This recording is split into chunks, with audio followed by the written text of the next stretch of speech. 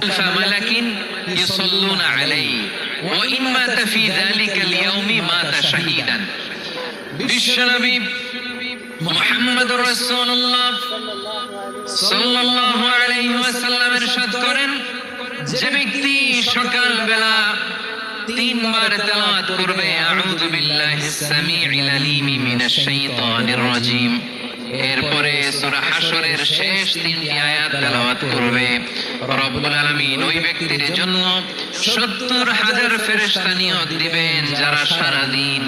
ওই লোকের জন্য মাগফিরাতের দোয়া করবে। শুধু এখানেই শেষ নয়, বিশ্বনবী ফরমান ওয়াইন মাতা ফি যালিকাল ইয়াউমি মাতা শাহীদান, ওই দিন যদি ওই ব্যক্তিটা ইন্তেকাল করে সে শহীদ হয়ে কিয়ামতের দিন আল্লাহর সামনে দাঁড়াবে। সকালবেলা যদি পড়েন তিনবার